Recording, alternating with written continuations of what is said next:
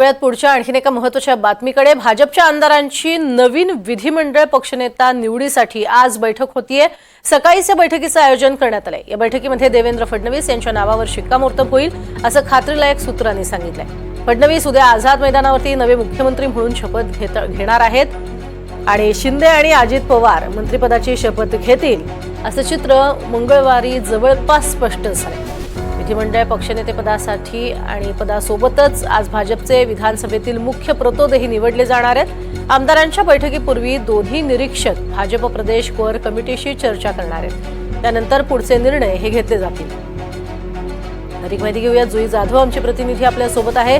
जुई, अतिशय महत्त्वाची आजची बैठक असणार आहे। साधारण किती वाजता या बैठकीचं आयोजन करण्यात आलंय?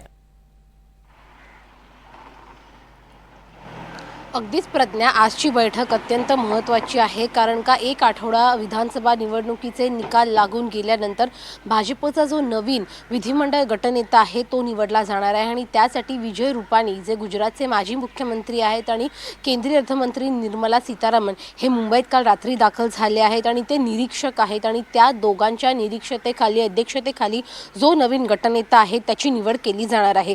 सकाळी 10 वाजता विधान भवनामध्ये ही बैठक होणार आहे आणि जवळपास देवेंद्र फडणवीसांच्या नावावर शिक्कामोर्तब केला जाणार आहे। उद्या महायुतीचा शपथविधी सोहळा आहे।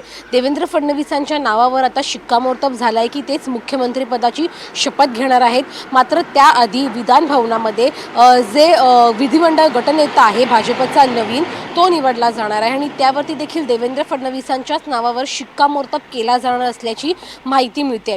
ही बैठक झाल्यानंतर महायुतीचे जे नेते आहेत ते राजभवनात जातील आणि राज्यपालांकडे सरकार स्थापनेचा जो प्रस्ताव आहे तो ठेवतील आणि त्यानंतर जी पुढची सूत्र आहेत ती हलवली जातील। मात्र विधान भवनात जी बैठक होणार आहे त्या बैठकीआधी निर्मला सीतारामन आणि विजय रूपानी हे भाजप प्रदेश अध्यक्षांसोबत एक बैठक करतील। जी कोर कमिटी आहे त्यांची बैठक घेतील आणि या बैठकीमध्ये जे काही महत्त्वाचे निर्णय असेल, कुठल्या नावांवरती शिक्कामोर्तब करायचा याची चर्चा केली जाईल आणि मग सर्व आमदारांसोबत बैठक घेतली जाईल। त्यामुळे सकाळी 10 वाजता ही बैठक विधान भवनात पार पडणार आहे आणि त्यानंतर जे एक आठवड्यांपासून रखडलेलं सत्ता स्थापनेचं जी प्रक्रिया आहे ती पूर्ण होईल। प्रज्ञा, नक्कीच तुर्तास धन्यवाद या संपूर्ण माहितीसाठी जुई।